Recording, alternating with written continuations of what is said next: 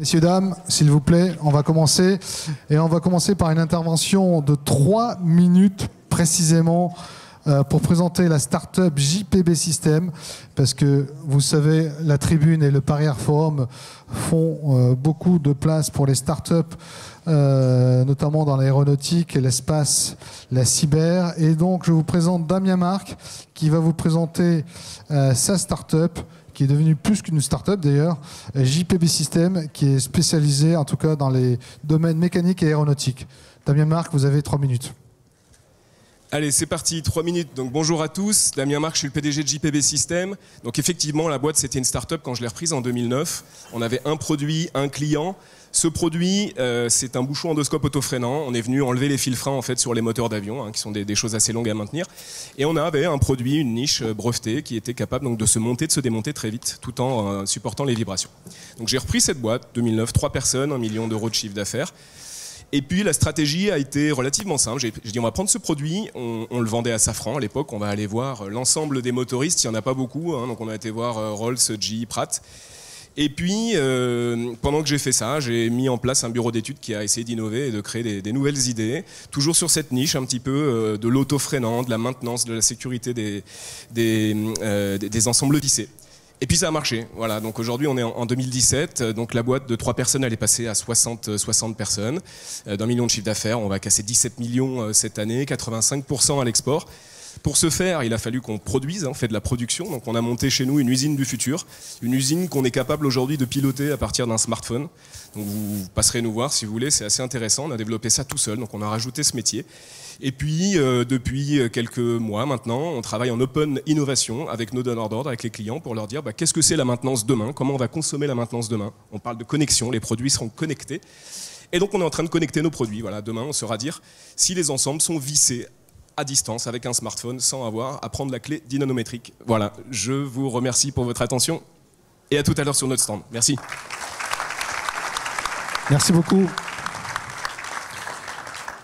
Donc, pour cette table ronde importante pour le futur de l'armée de l'air et en général des armées tout court, à quoi ressemblera le combat aérien collaboratif du futur ? J'ai l'immense plaisir d'accueillir le général André Lanata, chef d'état-major de l'armée de l'air, Caroline Laurent, directrice de la stratégie de la DGA, Antoine Noguier, directeur de la stratégie d'Airbus Defence and Space, et M. Philippe Duhamel, directeur général adjoint en charge des systèmes de mission de défense chez Thales. Donc, général, vous allez ouvrir le feu. Vous avez l'honneur d'ouvrir le feu. C'est dans nos habitudes. Une question simple pour commencer, pour s'échauffer. À quoi ressemblera le combat aérien collaboratif du futur et notamment les plateformes qui seront dans ce système de système, même si vous préférez évidemment parler de système de système. Un petit mot d'introduction qui me permettra de répondre à votre question. Un mot d'introduction en 3 points, si vous voulez bien. Le premier, pour réaffirmer le rôle décisif de l'arme aérienne dans les conflits d'aujourd'hui. Deuxièmement, pour peut-être pointer du doigt 2-3 tendances qui me semblent centrales dans les évolutions que nous constatons. Et enfin, répondre directement à votre question. L'arme aérienne est décisive dans les conflits d'aujourd'hui. C'est la preuve par les opérations. Il n'y a pas de reconquête du terrain en Syrie sans l'arme aérienne. Deuxième exemple, l'opération Hamilton que nous avons conduite récemment, cette opération de frappe contre des sites chimiques syriens, permet de manifester une volonté politique là où aucun autre moyen permet de le faire. Troisième exemple, nous allons conduire une projection de puissance et de force en Asie du Sud-Est l'été prochain avec des Rafales, des A400M. Cela permet de manifester la présence de la France dans des contrées éloignées, des contrées où nous avons des intérêts. Nous sommes dans la logique de la diplomatie aérienne. Donc la preuve par les opérations, la preuve par les investissements que réalisent aussi nos rivaux ou adversaires. La Russie alignera près de 1000 avions de combat de dernière génération en 2030. Elle a quasiment doublé ces dernières années la densité de ces missiles solaires. La Chine sera la 3e puissance aérienne militaire à l'horizon 2030 avec près de 800 avions de combat dans la moitié de dernière génération. les investissements aussi que réalisent nos alliés. Plus près de nous, aux États-Unis ou en Europe, le facteur F-35 pèse sur les équations, bien entendu, un outil qui structure les architectures de systèmes de force et incidemment assèche les investissements européens. C'est aussi ces investissements, ce sont aussi des investissements sur de nouvelles technologies de demain, comme l'hypervélocité, le spatial, bien entendu, les radars basse fréquence, la cobotique, l'intelligence artificielle. Tout ça pour vous dire que le futur de nos aviations, de militaires, d'aviation de chasse en particulier, est stratégique. Outre les enjeux de dissuasion, c'est un marqueur de puissance, ça porte des enjeux de sécurité et ça porte des enjeux technologiques et industriels majeurs. Et dans cette compétition, la France doit tenir son rang. Le président de la République l'a réaffirmé et la LPM, qui vient d'être votée, prend la mesure de ces enjeux en initiant les travaux sur le futur de notre aviation de combat. C'est un sujet complexe où s'entrelacent des dimensions politiques, évidemment, économiques, internationales, industrielles, technologiques et opérationnelles, ceux dont j'ai la responsabilité. Parmi ces enjeux opérationnels, c'est mon deuxième point, j'identifie 3 principaux enjeux pour ce qui concerne l'arme aérienne. Premièrement, la maîtrise de l'air. Aujourd'hui, les espaces aériens sont de plus en plus contestés. Je vous ai cité l'exemple de la Syrie. Dès lors que le contrôle du terrain est lié au contrôle des espaces aériens, nous constatons évidemment une contestation grandissante dans ces espaces aériens. La preuve, un F-16 israélien abattu récemment, c'est peu commun. Un chasseur russe abattu récemment, l'attrition devient un facteur. Dans le combat aérien de demain, la maîtrise des espaces aériens aussi. Il n'y a pas d'opération aérienne et pas d'opération militaire, tout simplement sans maîtrise des opérations, sans maîtrise des espaces aériens et spatiaux. Deuxième enjeu, la masse, c'est-à-dire les forces que nous sommes capables d'opposer. En d'autres termes, le nombre d'avions. Nos avions, comme nos équipages, sont polyvalents, mais n'ont pas le don d'ubiquité. Ils ne peuvent pas être partout en même temps. Par ailleurs, comme je viens de le dire, l'attrition au combat devient un facteur. Je pense qu'il faut désormais intégrer cette hypothèse dans nos calculs. Troisièmement, et j'en viens à votre point, l'enjeu du combat collaboratif collecté. Là aussi, la preuve par les opérations, c'est déjà une réalité. Lorsque, au Sahel, nous combinons l'emploi de drones endurants, de forces spéciales, d'hélicoptères de combat, de chasseurs, de ravitailleurs, tout ça relié à nos systèmes de commandement par des liaisons de données et des communications longue distance, nous sommes déjà dans le combat collaboratif connecté. Nous tirons aujourd'hui de plus en plus d'efficacité de cette plus grande connectivité qui permet d'accélérer la combinaison et de renforcer la combinaison des effets délivrés par chaque plateforme prise individuellement. Je souligne dans ce domaine des enjeux autant technologiques que humains. Et je pense que, parce qu'il faut garantir les compétences, j'estime que nous sous-estimons les enjeux RH de ce domaine, que ce soit pour les compétences ou pour réfléchir à la place de l'homme dans ces systèmes complexes face à l'intelligence artificielle, par exemple. Quels sont les enjeux du futur face à tout cela?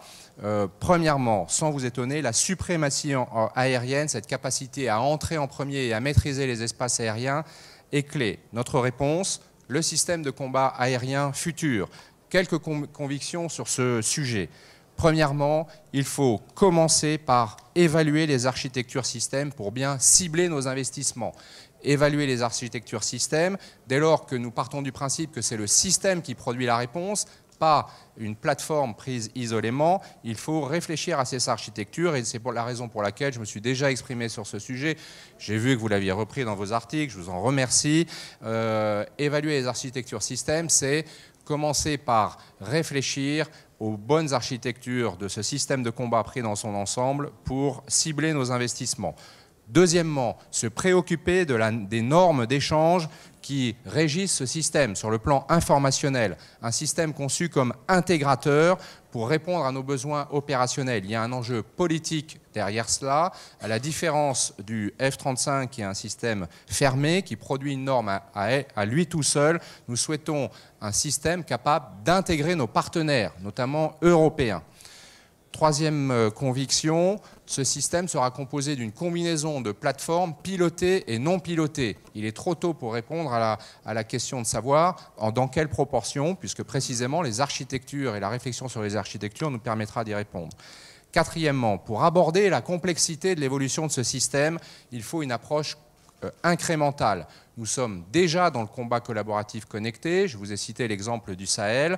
Avec l'arrivée du standard F4 du Rafale à l'horizon 2025, nous serons à une V2 de ce combat collaboratif connecté. Il faut probablement imaginer un autre jalon à l'horizon du renouvellement de la composante nucléaire aéroportée, c'est-à-dire après 2030, pour ensuite tendre vers le système de combat aérien futur. Dernier point, nous avons besoin de faire progresser nos systèmes actuels et futurs dans le domaine de la permanence des actions aériennes. C'est bien cette capacité à faire peser en permanence sur l'adversaire le poids de la volonté nationale qui change la figure de la guerre. Deuxièmement, garantir la maîtrise de la troisième dimension, c'est-à-dire elle dépend de la capacité de survie dans des environnements contestés. Et là, il faudra trouver les bons équilibres entre la furtivité passive, la furtivité active, les contre-mesures, les armements de précision délivrés à longue distance, la capacité à saturer les défenses ennemies, éventuellement à l'aide de drones, le cyber, etc. Cette réflexion est importante à conduire dans le cadre des réflexions sur nos architectures pour bien cibler nos investissements et les technologies dont nous avons besoin. Enfin, il faut évidemment ne pas oublier le C2, c'est-à-dire le système de commandement et de contrôle, qui intègre l'ensemble des actions et les acteurs de la troisième dimension, en y intégrant la dimension cyber et spatiale, bien entendu. Voilà en quelques mots ma vision, et en coupant dans les virages, bien entendu, ma vision de notre futur. Merci, Général. Caroline Laurent, faut-il désormais parler en matière d'aviation de combat de guerre entre réseaux et non plus de combat aérien au sens classique du terme que l'on connaît aujourd'hui? En fait, je pense que c'est ça la grande rupture ou la grande révolution, c'est la guerre en réseau. Et quand on construit ou qu'on réfléchit à un futur système de combat, on pense d'abord menaces, comme l'a expliqué André, c'est d'abord les menaces qui ont évolué, c'est d'abord les systèmes de détection aérienne ou de défense aérienne qui sont elles-mêmes en réseau, dans des pays qui ont continué à acquérir beaucoup de nouvelles technologies et qui ont poursuivi la maîtrise de nouvelles technologies. Donc en fait, on a aujourd'hui les combattants aériens ont face à eux des réseaux de systèmes, des réseaux de capteurs, des fusions de données de capteurs différents. Il n'y a pas que des radars et encore moins des radars à une seule fréquence. Donc c'est ça qui fait qu'il y a des véritables, ce qu'on appelle le déni d'accès dans certains pays. En fait, donc maintenant, on a une menace numérisée en réseau et c'est face à ça qu'il faut un système de combat collaboratif, un système mis en réseau. Moi, j'aurais pas tout à fait dit qu'on était déjà au combat connecté collaboratif. Moi, j'aurais dit qu'on est aujourd'hui au combat connecté et qu'il faut passer au combat collaboratif. Mais André, tu as raison, la collaboration existe déjà, sauf qu'elle passe par le sol, elle passe par des C2 au sol. Et donc, on pourrait dire que ce qui manque aujourd'hui, c'est le combat collaboratif connecté temps réel, en fait. On a déjà pas forcément le même avion qui détecte, qui décide et qui frappe. Il y a déjà des interactions avec le sol, mais par contre, il y a des interactions pas tout à fait en temps réel et encore moins un traitement temps réel de toutes les informations.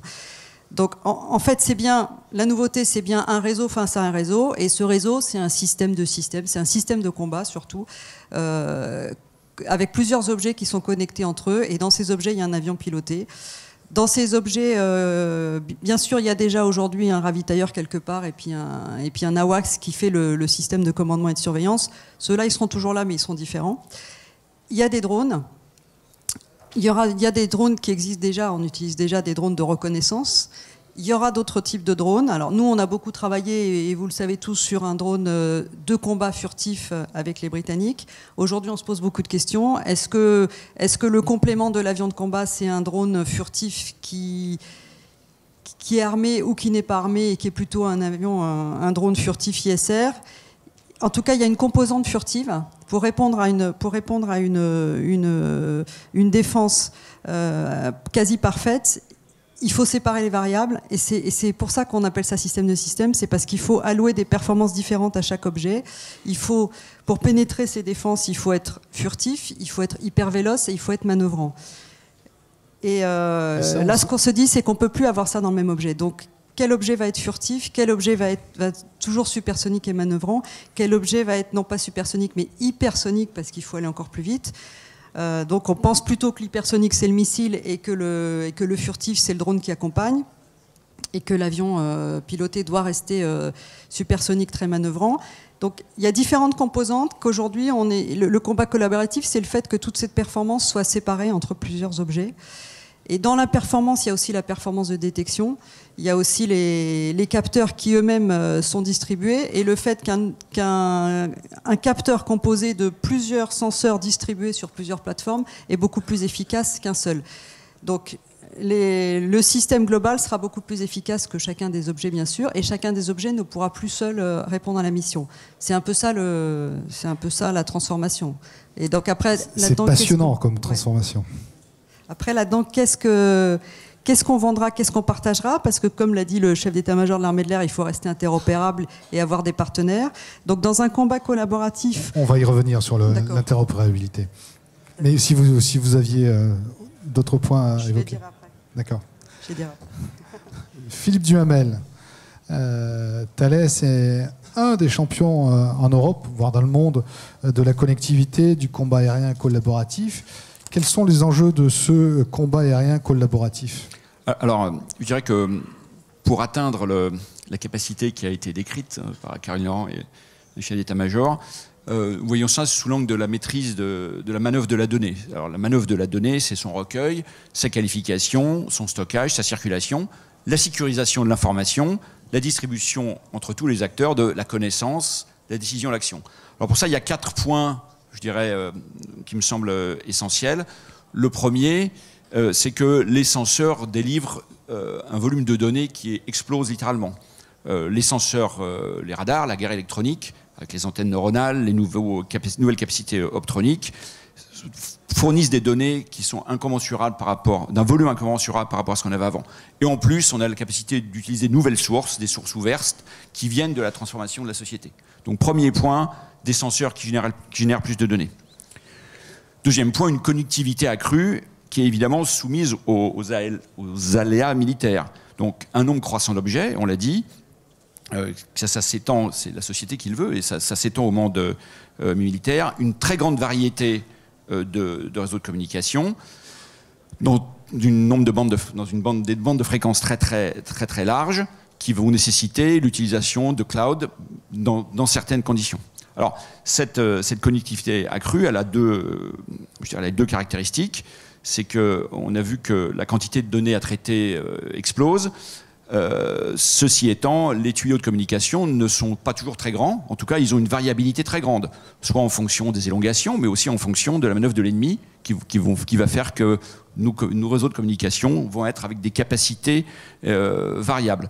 Donc pour ça, on devra avoir un système qui est résilient face à cette capacité de communication très variable. Et puis évidemment, cette information, elle doit être sécurisée, elle doit être protégée contre l'ennemi. On doit avoir un nombre, je dirais, d'abonnés à ces informations qui vont être très grands. Ils devront être identifiés, ils devront avoir des droits d'accès. Et évidemment, les flux de données devront être protégés. Alors, le troisième aspect qui a déjà été abordé, c'est une collaboration à géométrie variable. Pourquoi collaboration à géométrie variable? D'abord, une collaboration entre des plateformes avec une très grande variété, aérienne, navale, terrestre, spatiale. Deuxièmement, c'est une coexistence entre des systèmes nouveaux et des systèmes de génération précédente. On sait bien que cette cohabitation, elle va durer pendant des dizaines d'années. Et puis, le troisième aspect, c'est l'interopérabilité avec nos partenaires. Qu'est-ce que nous voulons partager? Dans quelle coalition sommes-nous? Et ça peut être variable. Et quel type d'informations nous voulons garder pour nous? Le quatrième point, c'est la collaboration homme-machine que le général a abordé. Le partenariat numérique entre l'homme et la machine. Et l'intelligence artificielle va arriver ici pour permettre de transformer le déluge de données en une suite d'informations exploitables par les opérateurs. Alors ça va être quelque chose qui va être très important parce qu'il y a un aspect temps réel. Et donc, on va avoir la capacité de traiter les données, de faire du data analytics, non pas sur des données stockées, mais sur des flux. Et puis, ça va permettre de donner aux opérateurs le recul nécessaire pour prendre les bonnes décisions. Alors, le dernier aspect qui est plutôt horizontal, c'est un processus de développement ouvert et incrémental. On ne va pas partir de zéro puis avoir un Big Bang d'un seul coup, pour les raisons qu'on a dites, parce qu'il y a un processus ouvert à l'innovation, avec l'innovation qui va arriver de plus en plus vite, mais aussi évidemment un processus ouvert au partenariat industriel pour prendre en compte la réalité de la dimension européenne, multinationale, de coopération, évidemment sans remettre en cause l'exercice de la souveraineté, quel que soit le niveau de souveraineté qu'on considère. Voilà, donc voilà les 4 points, je dirais, techniques et l'aspect de point de vue de processus de développement qui nous semble essentiel pour atteindre le but qui a été exprimé. Merci beaucoup, M. Duhamel. Antoine Noguier, fort de l'expérience d'Airbus dans les systèmes de défense, quelle est la vision de votre groupe du système SCAF? Alors, je voudrais reprendre certains des points qui ont été évoqués, on les partage pleinement, mais je voudrais commencer par un point qui est essentiel, qui est la volonté politique.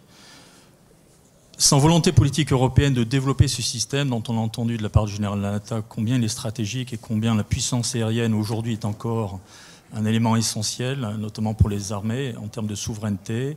Sans cette volonté politique que l'on peut espérer être fermement affichée, ça a eu lieu à peu près il y a un an, l'an dernier, avec la France et l'Allemagne, réaffirmée encore il y a 2 jours, avec une lettre d'intention sur le sujet du combat aérien, mais aussi dans d'autres domaines. On sera évidemment dépassé par les différents compétiteurs. Tu as cité tout à l'heure russes et chinois. Donc on parle bien d'autonomie stratégique, on parle bien d'une question qui est essentielle. Et c'est important de rappeler ce point politique. Pourquoi? Parce qu'il faudra après le décliner en termes d'investissement, en termes de priorité. Donc ça, c'est fondamental. Et c'est aussi fondamental parce que derrière tout ça, il y a le maintien de compétences. On parle bien du futur dans l'industrie aérospatiale européenne au travers de ce programme emblématique. La dernière fois qu'on a un programme de cet ordre-là, c'était il y a plus de 30 ans. On a terminé sur des programmes concurrents qui sont encore ici et qui vont continuer d'évoluer. Là, je pense que le fait d'avoir un programme européen le plus commun possible n'est non seulement une nécessité, mais c'est en plus une ambition que l'on doit développer ensemble. La guerre du futur, les grandes tendances sont déjà ici, elles ont été évoquées. Je pense qu'il est important de souligner qu'effectivement, on va avoir un continuum entre les milieux aériens, spatiaux et même cyber, qui doivent être traités de manière continue. Ils le sont par nos adversaires, nous devons le prendre en compte. J'insiste sur l'aspect spatial, ce n'est pas l'objet de cette table ronde, mais c'est fondamental. Le président américain a décidé récemment de créer un service spécial uniquement pour les forces dédiées à l'espace. Pourquoi je cite le spatial? Parce qu'il est fondamental dans tout ce qui est connectivité. Et je le cite aussi parce que, pour reprendre un peu des critères qui ont été évoqués précédemment, moi je citerai 2 critères fondamentaux majeurs que l'on doit prendre en compte, nous, pour essayer de définir une industrie, quelles seraient les caractéristiques majeures du futur Air Power, du futur système de combat aérien. Le premier, c'est la maîtrise et la supériorité de l'information. Je pense que c'est fondamental.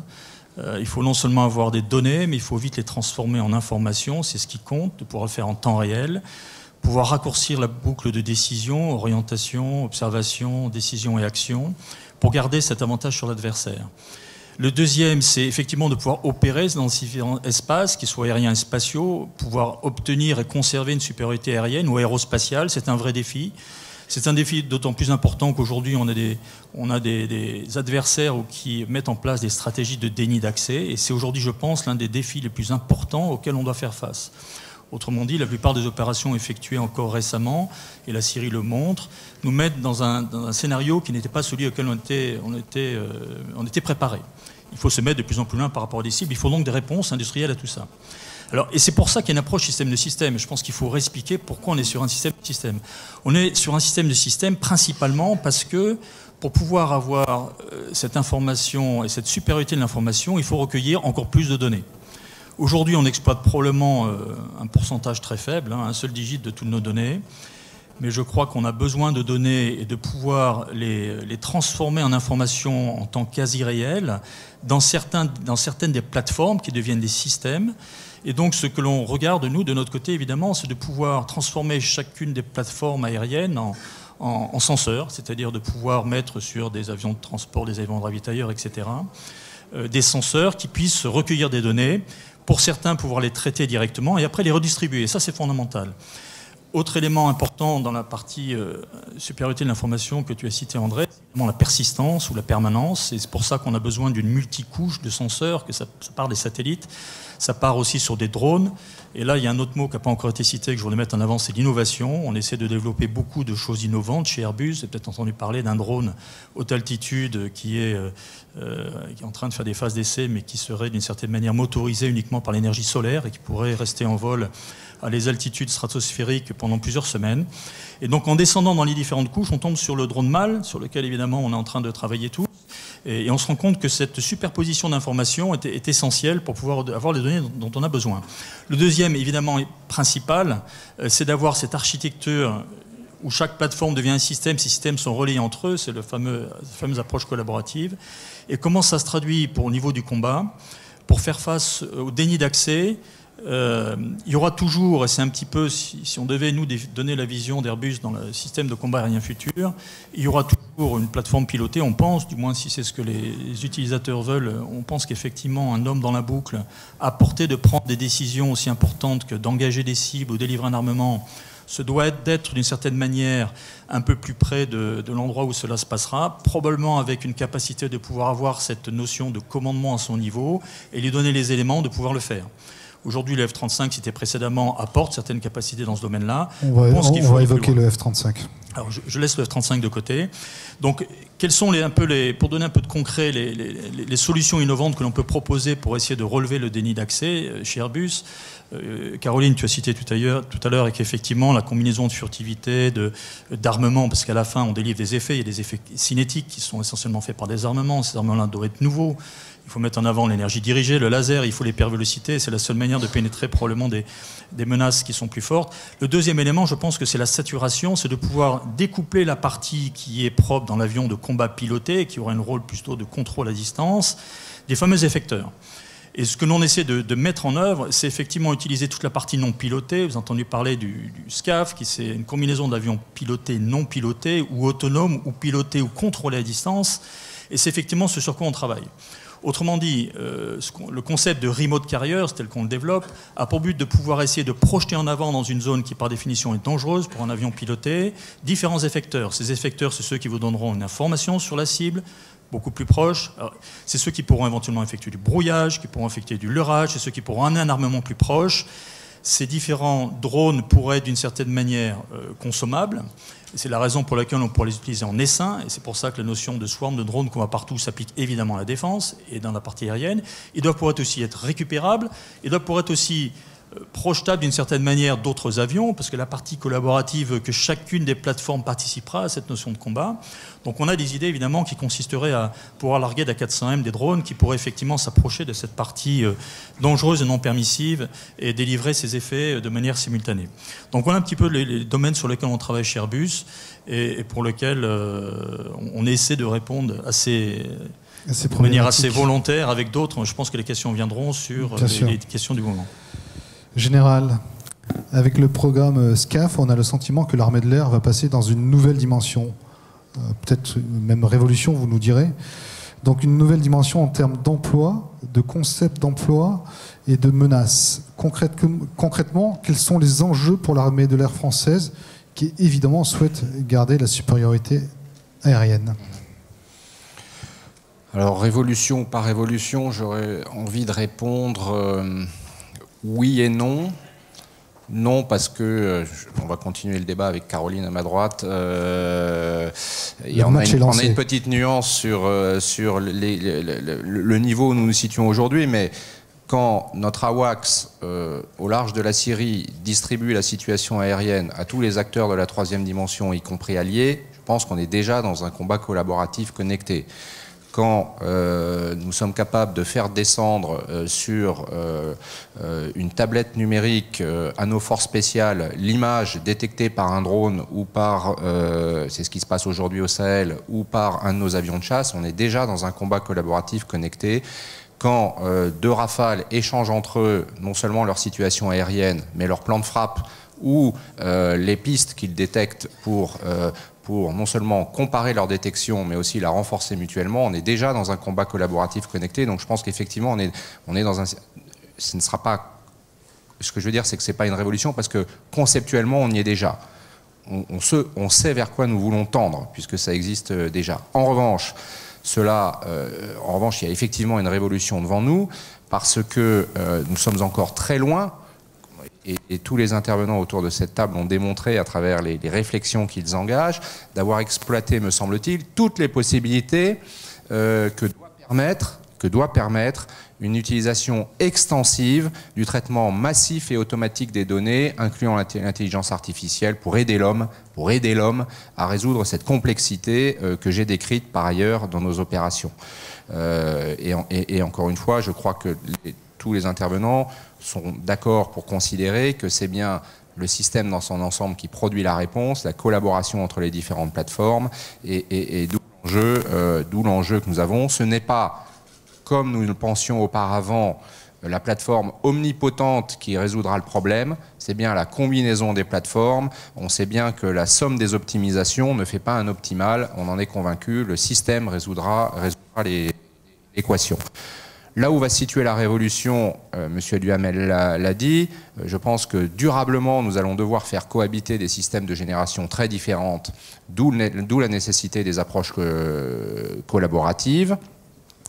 Je pense que là où va se situer aussi la révolution, c'est notre aptitude à faire évoluer le système qu'exige le rythme de nos opérations.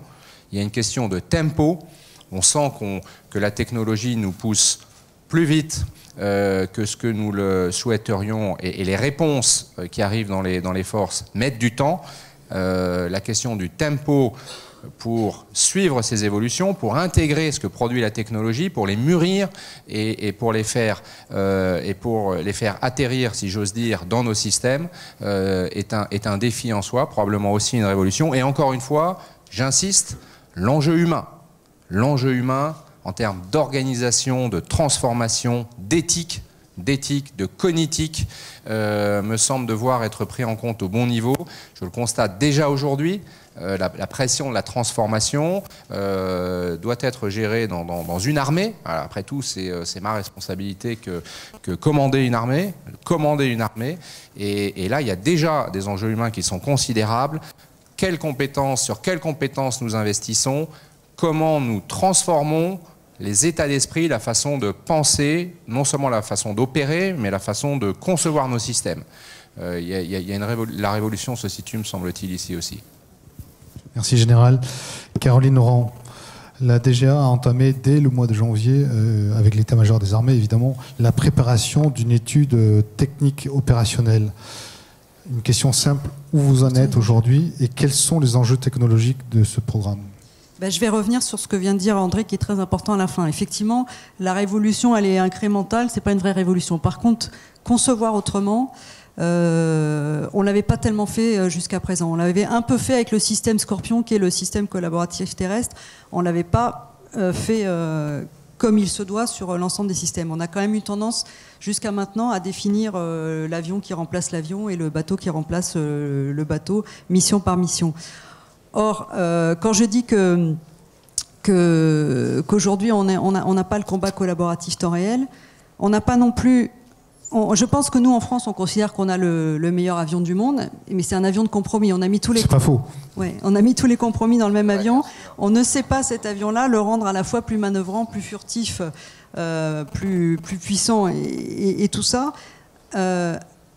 Tout en gardant, le gardant... on fait aussi du combat aéromaritime, donc voilà, tout en assurant la compatibilité avec le porte-avions. Et donc, parce que ça, c'est quand même une contrainte un peu française. Donc c'est là qu'on est obligé d'éclater un petit peu ce que je parlais tout à l'heure d'allocation de performance, d'éclater un petit peu les problèmes et de séparer un petit peu les variables. Donc aujourd'hui, ce qu'on fait, c'est des études d'architecture. C'est indispensable pour se fixer quelques variables et se dire, bon, alors qu'est-ce que je sais faire comme missile le plus véloce à l'horizon 2030-2040 Il faut se fixer aussi des horizons temporaires. On peut faire des feuilles technologiques et dire qu'on va faire de l'intelligence artificielle, des antennes PO et qu'on va être formidable dans tous les domaines, mais on n'atteindra pas tous les domaines en même temps. Et à un moment, il va falloir remplacer le Rafale. Donc il faut se fixer un horizon temporel et se fixer quelques contraintes dans des systèmes de plus en plus complexes et connectés entre eux. Donc là, ce qu'on fait, c'est ça, c'est essayer de se dire quelle est la bonne répartition des missions, quelle est la bonne allocation de performance. Est-ce qu'on s'est trompé, disons-le, est-ce qu'on s'est trompé ou pas avec le drone de combat furtif? Est-ce qu'il y a un drone de combat et puis un drone furtif qui fait peut-être pas du combat et qui fait du renseignement ou de l'observation? Est-ce que c'est juste un capteur avancé de l'avion? Après, on essaye aussi d'élaborer quelles sont les feuilles de route technologiques, où est-ce qu'il faut avancer dans le domaine des... On parle de cloud, mais le cloud, moi, c'est un mot que je trouve joli, mais qui ressemble... Quand on voit à quoi ressemblent des serveurs informatiques, ça ressemble à tout sauf un cloud. Et quand il faut mettre un cloud aérien dans un avion, en fait, les serveurs, c'est quand même assez gros.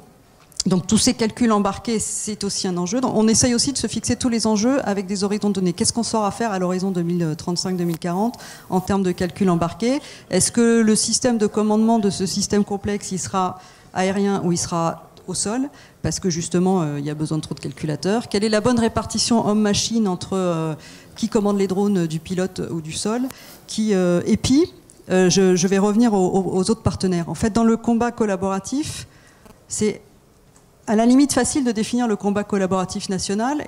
Où sont les autres dans le combat collaboratif dans un système qui devient plus compliqué qu'aujourd'hui? C'est pas seulement une liaison 16 entre deux avions. Est-ce que c'est entre des avions? Est-ce que c'est dans la patrouille, à côté de la patrouille? Est-ce que c'est entre deux systèmes, ou est-ce que nos systèmes de systèmes sont les mêmes? Moi, je pense que ce ne sont pas les mêmes. Ne serait-ce que justement parce que nous, on a une composante nucléaire aéroportée à transporter et qu'on a un porte-avions. Donc le métasystème de combat aérien, il a aussi quelque part un porte-avions. Il a peut-être des systèmes de contrôle qui sont différents et des systèmes qui remplaceront les AWACS qui sont différents. Donc je pense que chacun a son système de système et doit être souverain dans son système de système. Et qu'après, ce qu'on va partager, c'est des objets. Et qu'il faut se définir, et ça c'est ce que doivent nous donner des études d'architecture, et ce que doivent nous donner des études d'architecture communes avec des partenaires futurs. Si on parle de franco-allemand, il faut qu'on définisse ensemble quels sont alors on peut appeler ça des normes, des interfaces ou des standards. Qu'est-ce qu'on se fixe comme paramètres qui vont nous permettre à la fois de construire ensemble un avion quand même, parce que c'est le but, et un avion et peut-être des drones à côté, et quels sont les paramètres qui nous permettront après de mener des opérations en commun. Le plus simple, évidemment, c'est la connectivité et ce sont les liaisons de communication, mais ce n'est pas le seul. Quelles sont les normes qu'on se définit entre nous et qu'on se fixe entre nous? Est-ce qu'on est d'accord pour se fixer une masse? Le porte-avions, c'est simple parce que ça fixe le catapultage, ça fixe quand même une masse. Alors, à moins de faire grossir le porte-avions beaucoup, et on réfléchit aussi à un futur porte-avions, mais si on se fixe un objectif de porte-avions de taille raisonnable, ça fixe un objectif de taille à l'avion, et c'est un petit peu comme quand on fixe des tailles de satellites parce qu'ils doivent être emportés par une coiffe. On ne fait pas des satellites de 15 tonnes parce que, bon, voilà, nous en France, on ne saurait pas compliqué. Voilà. C'est plus compliqué à mettre en orbite. Et ça fixe. Bon, ça c'est un exemple simple de paramètres à fixer, mais il y a un certain nombre de paramètres comme ça qu'il faut qu'on se fixe ensemble, et c'est ça l'objectif des études d'architecture. C'est fixons-nous déjà nous en France, mais aussi avec un ou des futurs partenaires, fixons-nous les quelques paramètres. Les quelques allocations de performance, on fait le missile, il est furtif ou il est hypersonique, il ne peut pas être les deux de toute façon, donc qu'est-ce qu'on choisit? Ou est-ce qu'on en fait deux différents, ou chacun le sien?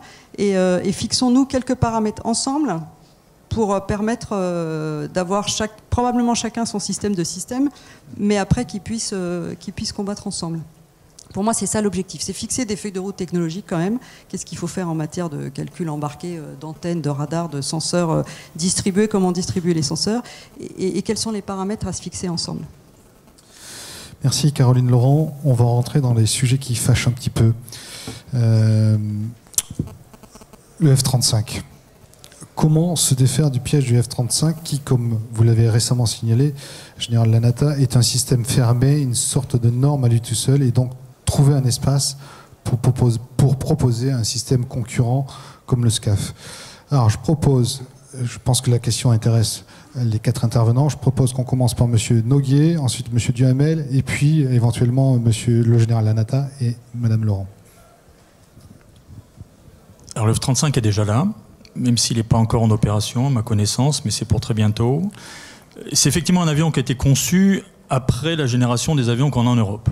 Donc il a apporté des capacités différentes, notamment celle d'avoir une fusion de senseurs pratiquement simultanée, qui lui donne un avantage conséquent. La deuxième chose sur laquelle il avait été construit, et c'était le débat que tu as mentionné, Caroline, est-ce que c'est la bonne solution? Nous, on pense qu'il y en a d'autres. C'est-à-dire qu'il est basé sur une norme de, on dit moins furtivité, on parle de l'observabilité, observabilité faible, je ne sais pas comment on dit. Pourquoi? Parce qu'au regard des défenses, évidemment, on est furtif jusqu'à un moment où on l'est moins. Mais il impose une certaine norme dans la mesure où vous êtes furtif à partir du moment où vous communiquez qu'avec quelqu'un qui l'est aussi. Si vous communiquez à partir d'un F-35 et que vous êtes du coup moins discret, vous êtes plus furtif. Donc ça, c'est l'un des premiers critères d'intégration du F-35 avec les autres avions, sur lequel les pays qui en ont, notamment en Europe, essaient de résoudre cette équation qui est compliquée. Pourquoi le F-35, d'une certaine manière, a été un déclencheur d'où on en est nous aujourd'hui? C'est parce que la menace du F-35 en Europe et en Allemagne notamment, parce qu'en France je pense qu'elle est quand même pas concevable, n'est pas complètement écartée. On a beaucoup travaillé pour la repousser et je pense qu'on espère le faire, mais l'Allemagne a considéré prendre le F-35 en remplacement de ces Tornado. Pourquoi? Parce que c'est le dernier avion de la dernière génération qui pour l'instant est disponible. Et que comme beaucoup de pays européens, d'une certaine manière, qui n'ont pas une industrie comme en France, n'ont pas forcément le choix et se tournent sur ce qu'ils ont pour acheter sur étagère ou pour être totalement interopérable avec l'OTAN ou les Américains, c'est évidemment une solution qui était particulièrement chère, au prix de diminuer le nombre des avions dans certaines armées de l'air, notamment dans les pays d'Europe du Nord, mais elle est toujours ici. Donc le F-35 est encore une menace aujourd'hui en Allemagne, et clairement, si jamais l'Allemagne prenait cet avion, je pense que tout le projet futur combat dont on parle serait fortement fragilisé, parce que je pense qu'il est quand même basé sur des pays européens qui ont décidé d'aller ensemble pour des notions d'autonomie stratégique, mais aussi il y a du financement derrière tout ça. Donc aujourd'hui le F-35 c'est une menace, mais il a aussi d'énormes limitations.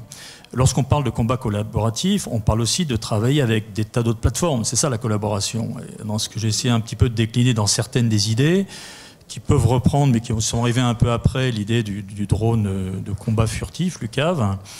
Aujourd'hui, le F-35, vous avez uniquement un avion avec des boîtes noires, qu'opèrent les Américains, et il est au standard où les Américains vous le donnent. Autrement dit, il est difficile de pouvoir le faire évoluer, je pense que c'est pratiquement même impossible. Et ça, c'est un peu le cas de tout ce qu'on achète, lorsqu'on achète évidemment quelque chose qu'on n'a pas construit soi-même.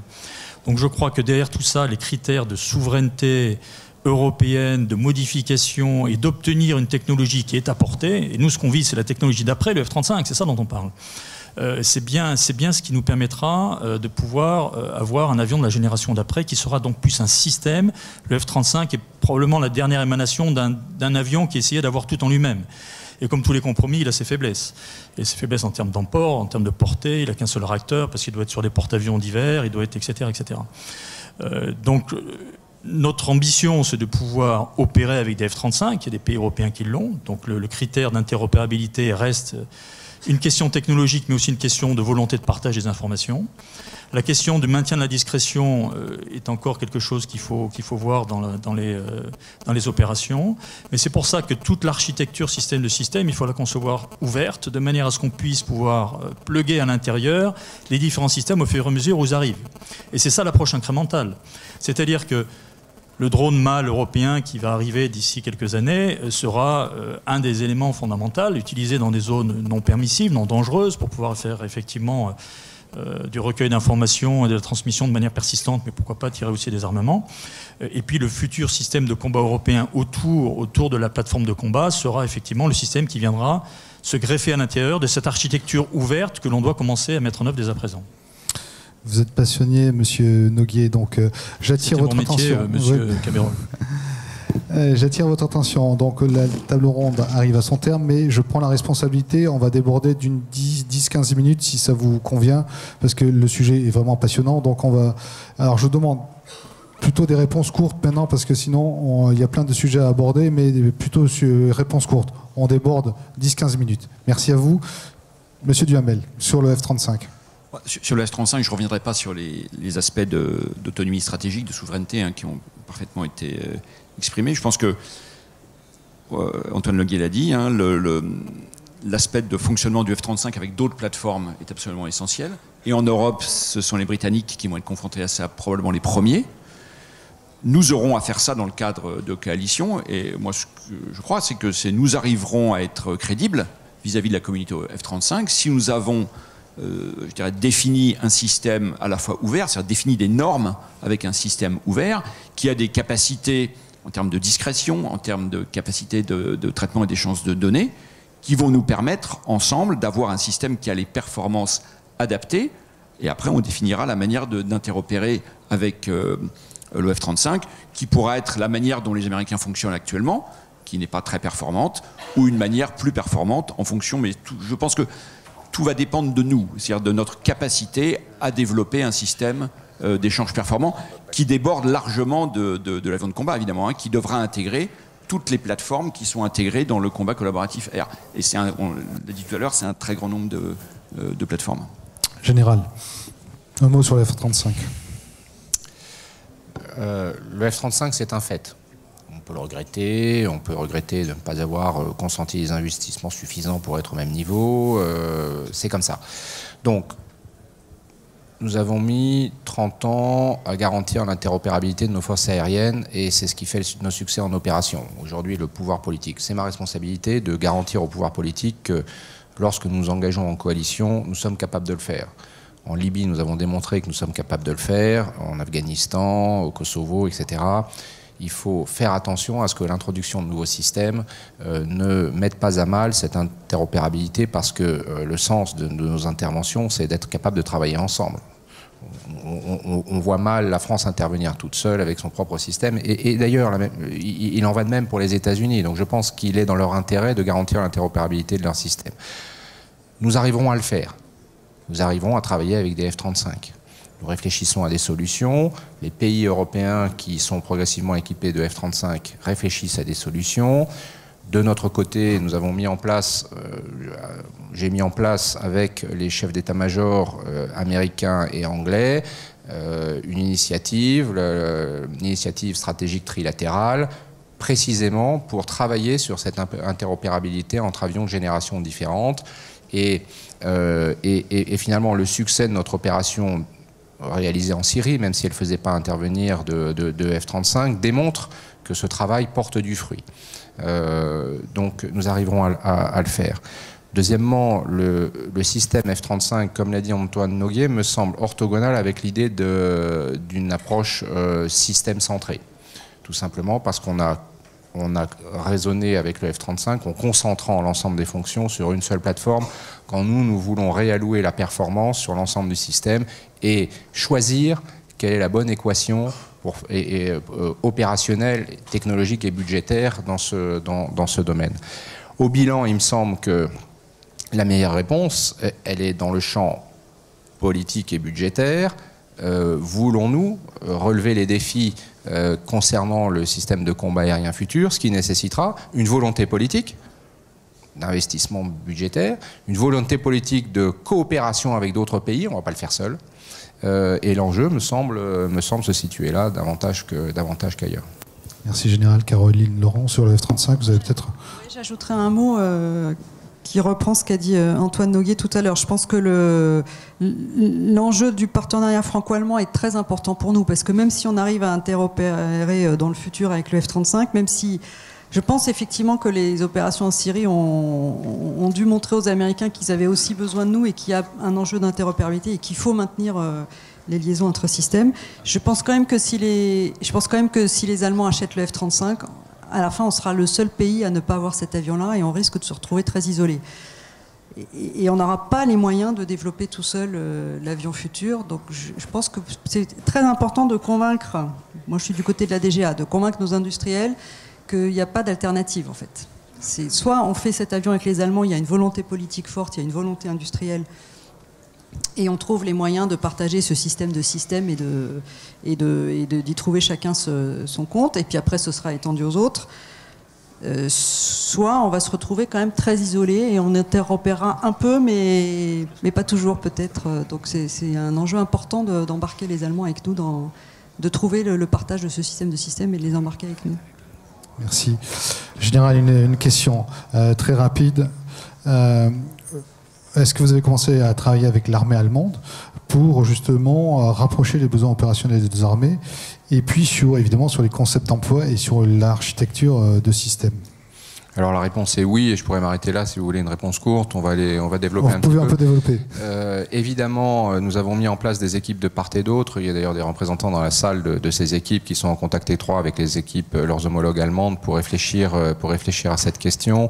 Il se trouve que l'armée de l'air allemande a une architecture de force aérienne qui est assez proche que de la nôtre, avec des Tornado, des Mirage 2000, qui sont des avions de génération comparable, même si c'est pas exactement la même chose, des Eurofighter, des Rafales, etc., et des calendriers de remplacement qui sont proches, une volonté d'investissement de part et d'autre,